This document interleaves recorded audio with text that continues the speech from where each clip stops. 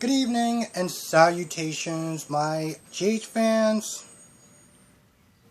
Jeez, I don't know what to start with first. You know what? Let's start with the whole Sunny side story thing. So, Sunny sees the guy that tried to rob the Tanner the last time. And he runs up to him and he confronts him, he gets all in his face. Nina's like, chill out, just relax, don't hurt him or anything like that. Like, she just has that look of worry. Like Sunny is about to rip this guy's head off. And after he says a couple of harsh words, then he's like, hey, listen, next time, he gives him a phone number. He's like, okay, good. So next time you're in a jam with that other guy, call me. And, I'll help you out with some money or whatever. I got your back. And I'm like, so you're going to interrogate him with money? But then I see what he was trying to do. Which was actually pretty smart. He wanted to pretty much kind of flip him. Next time this guy, Elijah, does something shady or wants to do something, he could sit there and try to catch him in the act. So I was actually kind of impressed. So he lets him get away, and then I'm not gonna lie, this is kind of when some of the stupid part comes in, and this is a lot of it on Nina and some of it on Sunny. Sunny's there talking about not actually having my memories is kind of a blessing in disguise because I don't have to sit there and I was just like, wait, what? So it's just the way he was there trying to spin this thing, this positive outlook about how it's a good thing he doesn't have his memories because, he can feel like he's free, he doesn't have to worry about any baggage and stuff like that. I'm like, bro, you do realize that you don't even know if you have a family, you had a wedding band on your hand. Whoever this person is probably worried sick to death. You don't know what this person states in, but you're just like, wow, it's a good thing I don't have those damn pesky memories. I mean, I just feel so free from responsibility and maybe any kids I may have. Whatever. I'm free. That's how I kind of took it. And I was just like, and then Nina. Oh, Nina.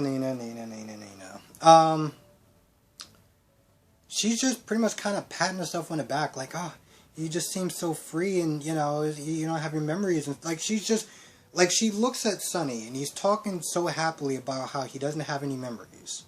Now, it's a good thing, practically. And Nina's smiling.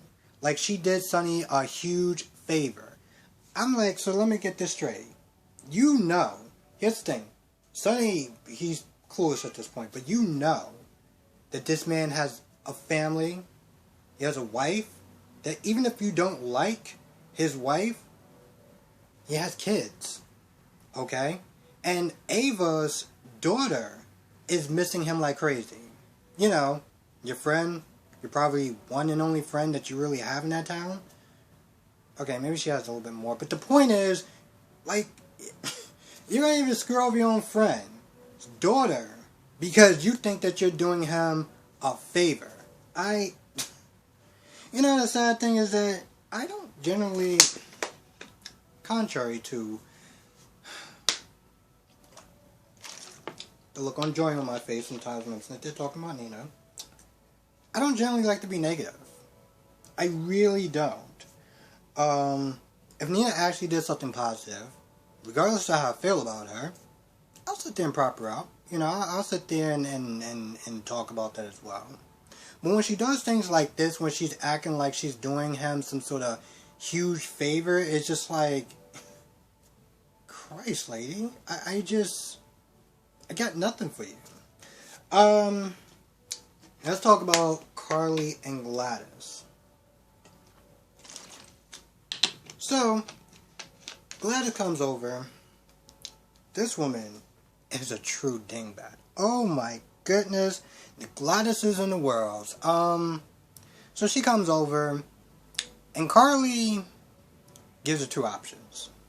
She gives her the nice option. She talks about how she's going to sit there and set her up, a business, a car, a little house or whatever, and all you gotta do is tell the truth and get out of Dodge. She also warns her about the consequences of perjury and what Cyrus would do to her if she's no longer useful to him. And the fact that she's in the thing, honestly, she really believes, like, oh, Cyrus values my... Cyrus values my opinion. You gotta be kidding me. He values my opinion. He's my friend, pretty much. I think at this point, we're all just looking at Gladys like, is this chick serious? Like, she really just said that? Like, and the look on her face is scary because she actually believes what she's saying. Now, of course, Carly sits there and talks about the fact that she is, a drug kingpin. She's the one that got Sasha hooked up on drugs. She also Carly also talks about the fact that, because, Gladys is like, well, Brando works for Cyrus and he's such a good, he gave him a job and everything like that. And Carly's like, you think he actually wants to work there? He's being blackmailed because of the information that you told him. Okay? He doesn't want to work there. He's miserable. And you would think that she would actually have some sort of emotion on her face, but no, she's just like, no, I'm not leaving.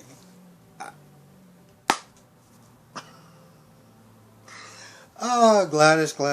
She really knows how to make me laugh. So, at this point, after she pretty much gives her all the warnings of why it's not a good idea to be around Cyrus and what he would actually do to her, she's like, yo, so, how do you feel about being a mother so far? Did you enjoy your time with your son on this planet? And then she pretty much tells her, listen, Sasha's pregnant, and Cyrus is not, going to be happy about that. So, at this point, I'm your only hope. Now, I'm not going to lie, I kind of thought it was going to play out a little bit differently. I kind of thought, and I really did actually think, not even I really did actually sit there and think that Carly was going to be like, alright, so, here's option number 2. If you don't play ball, then I'm going to sit there and tell Cyrus that, Sasha's baby daddy is Brando. And then you could just sit there and just pick up the pieces because he is so not going to be happy about that. And that's not what she did, but I felt like that was the undertone thread.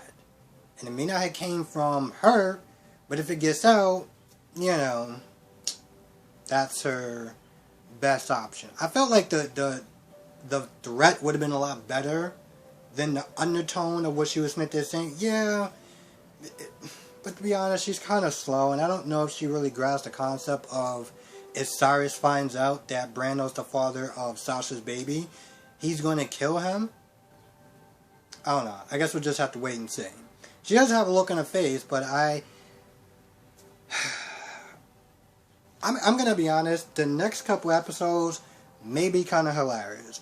Because if she even hesitates for a second of, well, what should I do? Should I really sit there and rely on Carly to sit there and help out my Brando from not getting killed?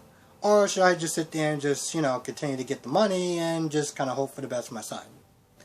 If she even actually has to hesitate at this point, she already messed up. Okay? She already messed up. And, yeah.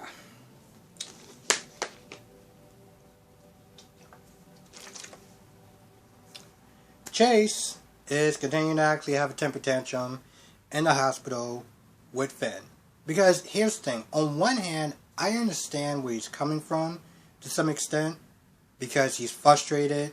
He wants answers. He wants out the hospital. He doesn't feel like just being there. Like, he feels like he's not really living his life. And he wants to leave. He wants answers. He wants something. He wants a road to going somewhere. And he's not getting that. And he's getting frustrated. He's getting angry and mad.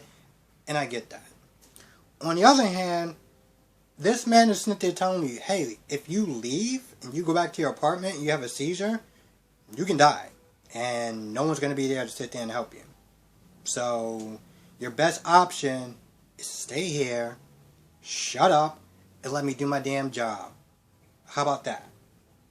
So, I understand on both fronts of it. You know, yeah, he is kind of coming across as like kind of childish and just whining and just like, I don't want to leave and getting like an attitude at him. But I understand where he's coming from at the same time. With that being said, Willow and Michael, because they're just watching the whole thing, they come in and Michael offers a solution. Michael's like, you know, why don't you live with us? And you could be near Willow. You can get treatment from Monica if need be, and you don't actually have to be stuck in the hospital. So Chase agrees. He thinks it's a good idea, and Finn agrees. So with that being said, everything's all good and well. So Michael and Willow go outside and they talk. And once again, they're just like, you know, we just got to just keep the faith and just stay strong. And, you know, when he's better, then we'll tell him the truth. Cool, so we're just going to keep lying at this point because, you know, that always ends well. And it's kind of funny to some extent because Michael is so big on truth. You know, people lie to him. They do something to deceive him. Even if it's in his own best interest. You know how many times he got mad at Carly and Sonny and pretty much anyone else that ever lied to him about something? Even though they did it in the best interest, he still kept a grudge, for the most part, like his dad. And now he's doing the exact same thing. Hell, he did that with Chase and Sasha when they lied to him. So that way they could sit there and get, you know, make sure that Michael and Willow had custody of Wiley. But now he's doing the exact same thing. But no. It's for the greater good. Okay. Alright, Michael. Sure, you do your thing. And, you know, they say that they hold hands for a little bit.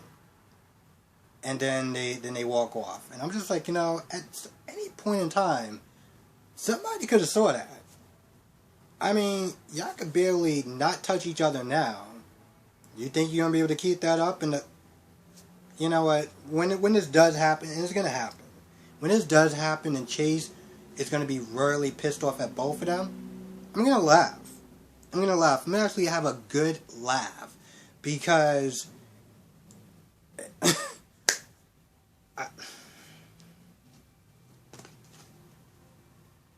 I was going to say hypocrisy in both of them, but I'm pretty sure it's not a word, but you understand where I'm coming from.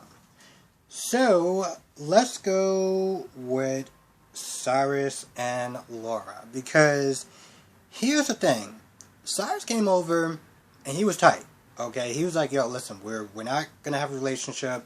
You ambush me at this get-together. I'm sitting there thinking we're going to, like, break bread and get closer and kumbaya and all this other stuff like that, and you just did a 180 and just practically just rejected me. And I'm not a fan of that. Now, I kept sitting there thinking the whole time while this is going on, there was a couple of people, and I did feel like, you know, Laura, you could have actually pretended to try to get along with him. Like, you could have pretended. You didn't do any of that. And I'm pretty sure, I don't know if Ava said this, but somebody was like, you know, maybe you could sit there and try to play nice for the greater good of Port Charles. I think it might have been Martin. But the point is, she didn't do that. She didn't do any of it. And so at this point, Cyrus is like, so since we're no longer going to be family, I don't have to play nice with you. By nice with you, I mean your son. Because he's kind of getting my business with the whole Pentonville thing. You know, he's trying to buy it, and I have too much investments in that place. So, well, if he doesn't stop doing what he's doing, he might just end up dead. That's not what he says, but he literally threatens Nicholas at this point. And then he leaves. And Laura has that look on her face like she's shocked and she's surprised. And I was like, sweetheart, what did you think was going to be the end result of constantly sitting there keep rejecting them? Like, what did you think was going to happen? Like, the look on her face of shock and horror was like, Laura, you're not dumb. You knew exactly this is gonna happen. You should have just been prepared for this at this point. So Laura decides to call up Nicholas and was like, yo, listen, we gotta talk. And we gotta talk like now. So yeah, he put her on notice, and now he's making a beeline straight to Sasha, and he's already having a bad day. Now, Sasha did wind up telling Brando the truth. And I'm not gonna lie, when she was like, when Brando was like, listen, you're pregnant, is it my child, just be honest with me. I'm sitting there thinking that she's gonna be like, nope, it's somebody else. I thought she was gonna sit there and listen to Carly, and she was like, it's yours, and I was like, I'm sitting there drinking or whatever, and I'm like, I'm sorry, what? Whoa, I'm glad I was sitting down for this one. She actually told the truth. She didn't listen to Carly. Despite the reasons why Carly said she didn't actually listen. I was actually surprised. Every now and then, something I've been watching for a couple of years will actually surprise me. But yeah, she told him the truth. She's like, you're the father of the child, and, we'll work this out, and whatever. So all was good, and at some point, Brando's like, I'm gonna be done with Cyrus. I'm gonna sit there and say I quit and let the chips fall where they may. I'm sorry, what? If Cyrus is not the type of guy you could just sit there and say, you know what, listen, this whole job thing is not working out. I mean, there's no union, I think I'm just gonna not do this anymore. So no hard feelings? We good? We cool? Alright, bye. Like, that's not how that works. So even Sasha was like, why don't you just sit down, take a beat, breathe, let's try this again, a little bit of reasoning and common sense. I just don't understand how this dude literally was just, if Sasha didn't say anything, this guy was just gonna walk up to Cyrus and be like, yeah, I quit. And that was just gonna go over so well. But he doesn't have to do that because Cyrus is making a beeline right to Sasha. Now, I'm not going to lie. The way Carly was sitting there talking about... when Carly was sitting there talking about Cyrus and Sasha and how, Sasha was his trophy and, he was, really into her and stuff like that. She was his property. It didn't seem like that to me. It didn't seem like Cyrus was sitting there trying to control her she was his property. Yeah, he did sit there and try to use drugs in a means to control her and to I guess kind of have his way with her. But the way that Carly and even Sasha was sitting there talking about it made it seem like it was this obsession, and I was like, I don't remember that at all. Did they see something that we didn't see, or that I didn't see? Because that's not what was that's just not what I saw. But yeah, so Cyrus comes to the office, and it looks like Sasha's just ready to just tell everything. Yep, he's the baby daddy, and I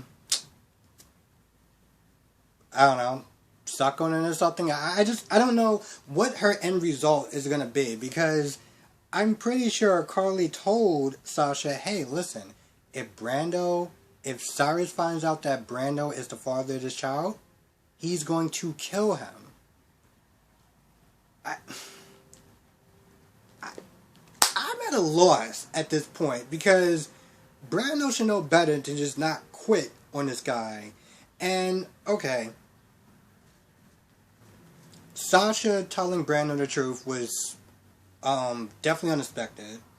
Maybe a little bit risky in the long run because, he knows and whatever, and now his life is in danger. But now she's just like, alright, cool, you know what? It's no stopping this train now. Let's just go. Let's just go full ahead. She seems like she's about to sit there and tell Cyrus the truth, as though she just did not have a conversation with Carly only a couple episodes ago. I don't really understand that, but okay. Alright, well, you do you. And the last scene is Jason and Britt. And here's the thing about this scene. I like those two together. It's very fun watching how their personalities play off each other. I thought they had a really good conversation as far as Britt not wanting to know and Jason, Britt wanting to know because she wants to know how to sit there and deal with this even though she's afraid of the answer.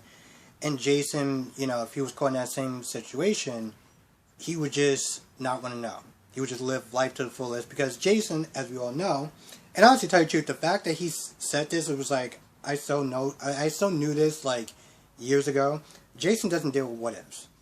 He's just a guy that lives in the moment. Whatever happens, happens. I felt like as he was talking, and this is almost a little kind of scary, as he was sitting there talking, I felt like I could just finish the sentence. Like, that's just how long I've been watching the show. But, Jason's like, listen, that is going to work for me. That may not work for you. That'll just work for me. Now they do go and visit the doctor, and they do run some tests on her. And they find out the reason why her hand is trembling partly is because of the stress and some sort of, I don't know if they said it was something else, but they said something along stress. I know it was stress and probably something else, but they didn't say anything about the Huntington's disease. So I was like, they did more of this philosophical conversation about what and what ifs and Jason and how he deals with it now because he has kids as opposed to him not having kids. And I'm like, no, this is cool. This is really meaningful and everything like that. So, Britt, did you find out if you actually have the markers or not? Because I kind of thought we were going to know in this episode. And then she's like, yeah, well, I found out, but it still doesn't tell me if I have, Huntington's disease or not. And I'm like, so, wait, you came back here just for the first part and to tell us, what?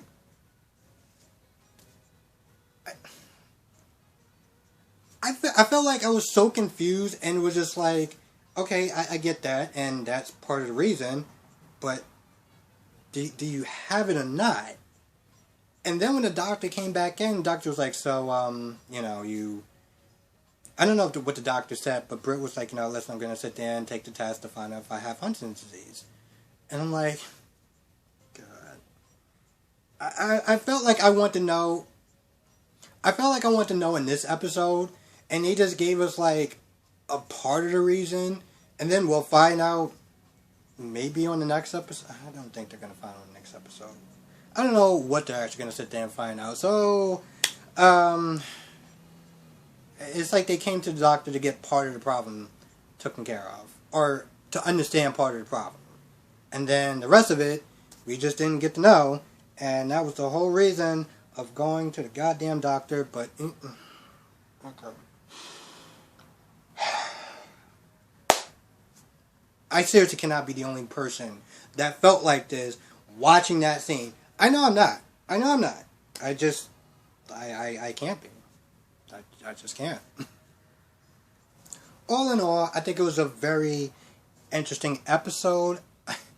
Honestly, to tell you the truth, the sad part is that I think that Jason and Britt's scenes, at least for me, was probably the weakest part of this episode. And Jason, and the crazy thing is, Jason is like my favorite character, and I really do like Britt. I like this version of Britt. But I felt like the reason of why he went down to the doctor was like partially answered, and then it was just like, all right, so we didn't get to the other part. Okay, cool. So the main reason why we're there, at least that I thought in my head, we didn't get to. Okay. All right. Well, that was something, but I don't know. I think this was just like one episode, and usually their scenes are pretty good. So, I guess for me, personally, I felt like this was kind of somewhat of a miss. Yep, I can't really think of anything else, that I missed. But if I did miss something, write it down in the comment section below. Let me know what your thoughts are on this episode. What did you think was the best part of it? what you thought was the weakest part, what you thought about the whole Jason and Britt scene, because that's, me, I'm a little perplexed by it, to be honest. But, I love hearing what everyone else has to sit there and say, because I always sit there and read the comments, so definitely let me know what your thoughts are. Thank you for watching. Be safe. I will catch you in the next video.